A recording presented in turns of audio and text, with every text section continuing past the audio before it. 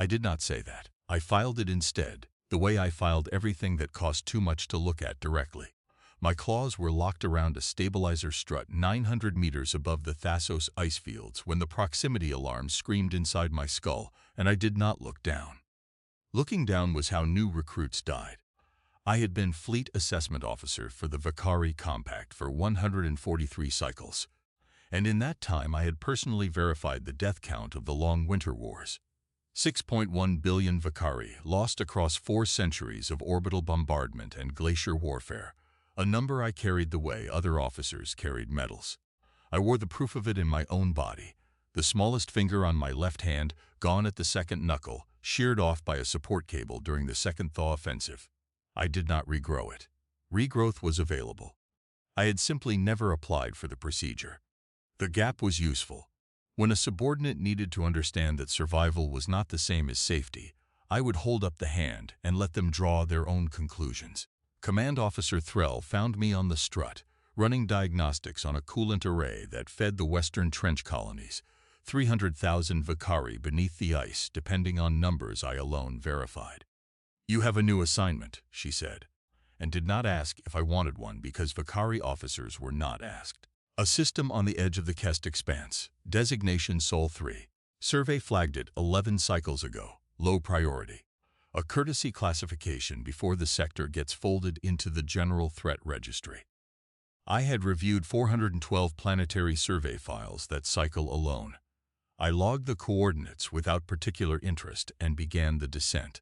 The species called themselves human, and their planet's provisional file was thinner than a maintenance log for a single reactor core. Population density, moderate. Technology tier, pre-orbital consolidation, with erratic and contradictory advancement. Nuclear fission achieved before consistent sanitation infrastructure in several regions, a detail my analysts flagged as concerning but not indicative of threat. Atmospheric composition, breathable to Vakari without modification, an oddity I noted and set aside. Threat classification, provisional. Level 9, harmless. The lowest rating on the Compact's 11-point scale, reserved for species too fragmented, too fragile, or too far from meaningful technological unification to warrant continued observation. I did not expect the assignment to take more than 6 local days. I brought a skeleton survey crew, Vex, my systems analyst, 3 cycles my junior and prone to what I filed as premature conclusions, and OSA Communications, who spoke to no one unless spoken to first, which I respected. We settled the observation platform into low orbit above a coastal region the humans called, according to intercepted broadcast data, the Gulf. Warm water. Amber light at what their instruments confirmed was late afternoon. I began cataloging. The first anomalous data point arrived on the second day, and it was nothing. That is the correct word for it. Nothing. A human male, designation later confirmed as Daniel Reyes, occupation, volunteer emergency responder, was recorded exiting a burning structure carrying an unconscious human female over one shoulder. This was, on its own, unremarkable. Rescue behavior appears across many sentient species, driven by kin preservation instinct or social cohesion incentive structures. What I filed, and then filed again, and then returned to 3 separate times over the following hour, was this. At the moment his boots, a rubberized protective covering, standard for his role, began to melt against the heated pavement, Daniel Reyes stopped, kicked them both off without breaking stride, and said something to the woman he was carrying, who was semi-conscious, that our translation matrix rendered, after considerable processing, as, "Lost my good socks too. Sarah's never gonna let me hear the end of this one." He was laughing, not the tension-release laughter documented in several Deathworlder species after survival of acute danger. He was laughing during the danger, mid-stride, barefoot on melting asphalt, carrying another sentient being he had, per subsequent records, met 11 minutes earlier. I tagged the file. Humor to crisis unresolved. I moved on. There was a great deal to observe, and I did not yet understand what I was noting. Vex offered the simpler explanation before I had finished processing the data myself. Adrenaline suppresses pain perception. He didn't feel his feet burning. It's not bravery, it's just biochemistry. The biochemistry does not explain the joke, I said. The joke is a stress response. The joke was specific. It referenced a named individual, a prior grievance about lost clothing, and was delivered as commentary on his own ongoing injury. I did not raise my voice. I rarely did. That is not a stress response. That is a man narrating his own catastrophe as though it were an inconvenience at a dinner party. Vex had no counter for that and filed his silence the way I filed mine. As data he was not yet ready to process, the catalog grew. I observed a woman, designation Aunt Rosa in local records, though this was a familial title, not a formal name, a detail our system corrected for repeatedly and never fully resolved. Deliver a container of prepared food to the residence of a neighbor whose vehicle had, 6 days prior, destroyed a section of her property fencing. There had been what the local authorities termed a dispute. There had been, per audio surveillance, several raised voices and one instance of a thrown garden implement. And then there was soup, delivered in person, with a comment our matrix rendered as "You looked thin at the funeral, eat something." No tribunal, no formal reconciliation ritual, no debt log, no compensation exchanged, no witness required to validate the act. I ran the exchange through every framework the compact had developed across 900 cycles of conflict resolution doctrine, and none of them accounted for forgiveness offered without ceremony, without cost, without anyone keeping score. I filed it under reconciliation, structured, and did not sleep well that cycle, though I told myself the disruption was atmospheric interference with my rest cycle regulator. I observed a child, 9 local years of age by growth rate approximation, designation Mia Okafor, divide a food ration, what she called a sandwich, with another child who had none, at an institution the humans called a school. No adult instructed her, no social credit system logged the transaction. She did it the way I catalogued a coolant reading, automatically, without deliberation, and then she went back to a conversation about an animated program she had watched the previous evening, as though nothing consequential had occurred. "She'll never know we saw that," Asa said, breaking her customary silence. It was the first thing she had said unprompted in 19 cycles of shared duty. "No," I said. "She will not. Does that trouble you?" I filed the question rather than answer it. I observed a man, Cole Whitfield, self-designated storm researcher, though his credentials were informal and largely self-conferred, drive a modified ground vehicle directly toward a rotating atmospheric disturbance, our own meteorological models classified as lethal beyond a 91% probability threshold. He narrated the entire approach aloud into a recording device, his voice climbing in pitch, openly stating, "This is a bad idea. This is a genuinely terrible idea. We are doing it anyway," followed by a specific joke about his own life insurance policy. He was being paid the equivalent of 140 local currency units for the footage. He survived. He did this, per records, an average of 11 times per local year. I could not determine whether this was courage or a catastrophic failure of risk assessment, and the fact that I could not determine it, that the two possibilities sat in the same file without resolving into one, was itself becoming its own catalogued anomaly, unresolvable classification, growing longer with each cycle. Vex, reviewing the Whitfield file beside me, said what he always said. "It's recklessness. Deathworlders develop a tolerance for risk that reads as bravery to outside observers, but is actually miscalibrated fear response. We've seen it on 9 other candidate worlds." "Read me the transcript again," I said. "The part before the vehicle enters the disturbance." Vex complied reluctantly. Whitfield's recorded voice translated, Okay, I'm scared. I'm gonna say that out loud because saying it out loud means it doesn't get to just sit in my chest and get bigger. I'm scared, and we're doing this anyway, and Denise, if you're listening to this later, pay off the truck first, not the boat." "That is not miscalibration," I said. "That is a man giving his fear somewhere to go so it does not consume him. He is using it. Your simpler explanation requires that this be an accident of biology. I do not believe it is an accident." Vex did not answer. I filed his silence again. There was a blind veteran, Walt Higgins, and a service animal named Buster, and I observed the two of them navigate a partially collapsed pedestrian structure during a minor seismic event with a coordination that involved no verbal command structure I could identify. The animal simply moved, and the man simply trusted it, entirely with a completeness that our compact's most decorated bond partnerships, formed over cycles of mutual combat dependency, rarely achieved. Higgins spoke to the animal continuously, in a low, warm register, saying things that made no informational sense. "Good boy, that's my good boy. We're almost there," repeated, useless as data, and yet the animal's gait pattern shifted measurably in response, more confident, more direct. I did not understand what was being exchanged in those words. I understood only that something was, and that whatever it was could not be purchased, contracted, or compelled. Farrakhi traders, I noted distantly, would have called this an inefficient bond. I was no longer certain inefficient was the correct word. Vex found me reviewing that file at an hour when I should have been resting.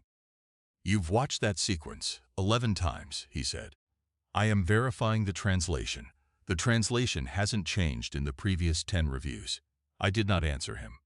I filed his observation the way I filed everything that cost too much to look at directly. It was on the 8th day, past our intended departure window, that the crisis came, and it came the way compact doctrine said. Crises always come, without announcement, a subsurface instability in our own platform's descent thrusters, undetected during the rush to atmospheric entry that our extended observation period had necessitated, triggered a cascading failure as we repositioned over the coastal region for a final survey pass.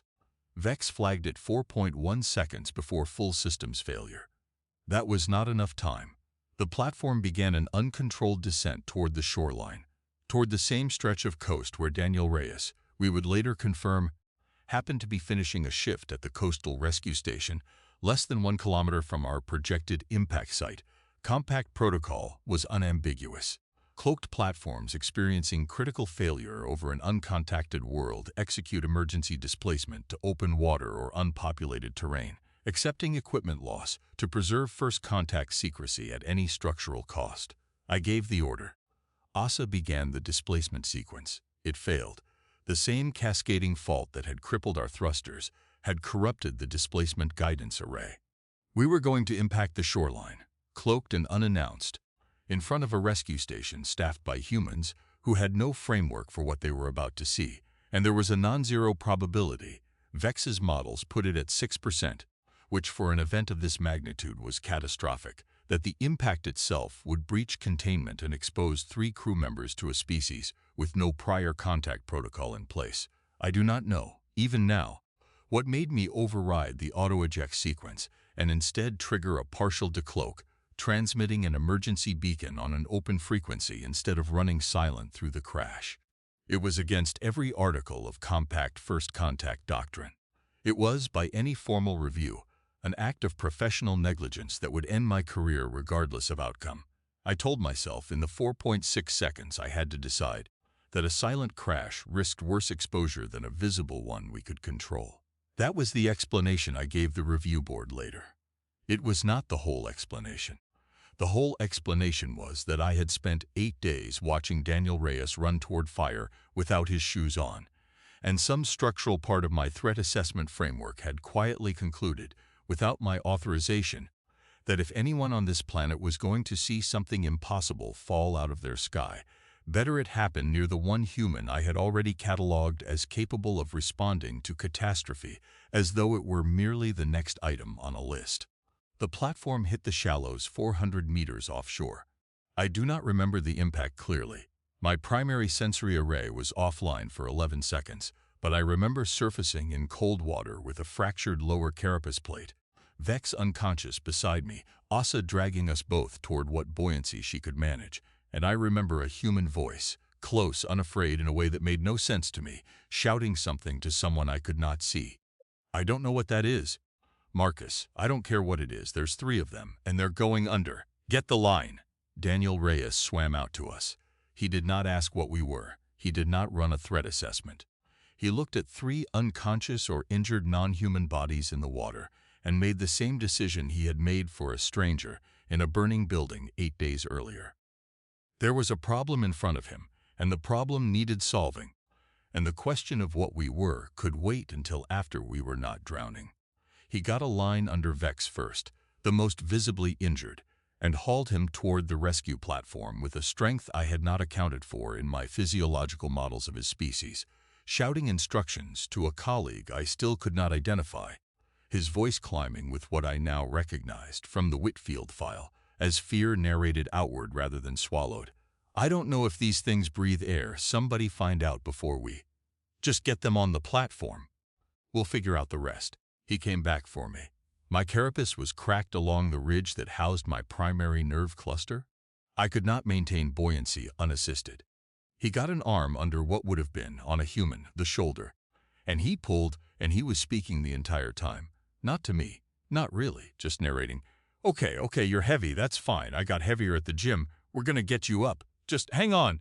Whatever hanging on looks like for you. It was at that moment, gripped by a species I had rated level 9 harmless 8 days prior, being physically hauled toward survival by a man who had asked no permission and required no explanation, that I understood the gap where my smallest finger used to be had never once, in 143 cycles, meant what I thought it meant. I had believed it meant I have paid the price of survival, and I know its cost. Held against Daniel Reyes' bare, burned feet on melting asphalt 8 days earlier, held against his arm under my shattered carapace now. I understood it meant something much smaller. I had counted my losses. I had never once, not in 4 centuries of Vakari doctrine, watched anyone simply refuse to count. I did not say any of this. I filed it. There was no other register available to me in that moment, and even as he pulled me onto the platform, coughing seawater, still shouting instructions to a colleague about blankets and radios, and whether the Coast Guard's gonna believe any of this, I catalogued the sensation with the only language I had. Structural realignment, category unresolved, severity, total. The review came 9 days later, aboard the recovery vessel that extracted us from Sol 3 under an emergency containment protocol that should, by every article of compact law, have ended my commission and very possibly my liberty. Fleet Marshal Chorus conducted the tribunal personally, which told me the severity of what I had done before she spoke a single word. You decloaked an active platform in visual range of an uncontacted, unconsolidated species, she said. You transmitted an open beacon. You allowed direct physical contact between crew and 3 separate human individuals prior to any sanctioned protocol. Do you dispute the record? I do not dispute the record. Then explain to me why I should not end your commission on this transcript alone. I had prepared a report. I did not read from it. I found, standing before the tribunal, that the cataloging language I had relied on for 143 cycles was no longer sufficient, and yet it was the only vocabulary I had, so I used it anyway and let the evidence carry what the words could not. Marshal, I have logged 412 Deathworld surveys in my tenure. I have personally verified 6.1 billion war dead. I understand cost. I understand what a species will do to survive, because I have watched my own species do all of it. Sacrifice calculation, the careful rationing of mercy toward those who have earned it through demonstrated value. Sol 3's designated species does none of this rationing. I have 11 days of continuous observation, showing a pattern that does not resolve into any framework in our doctrine. A rescue worker who mocks his own injuries mid-crisis rather than reporting them. A woman who forgives a debt with soup instead of a tribunal. A child who divides scarcity without instruction. A man who states his fear aloud specifically so it does not paralyze him and drives toward the storm anyway. A blind man and an animal bonded by nothing our economics can model. And, Marshal, a man who pulled a fractured, unidentified alien body out of open water with his bare hands, asking no question but whether I was still breathing. 11 minutes after meeting me. Sentiment is not evidence, Chorus said, but her voice had lost its edge, and I catalogued that too. Then here is evidence. Class 9 designation requires demonstrated inability to unify meaningfully around shared risk. I have 11 days of footage showing strangers unify around risk instinctively, without hierarchy, without compensation, as a default behavior rather than an exception. I am not asking the tribunal to feel anything. I am asking the tribunal to explain empirically how a species capable of that pattern is level 9.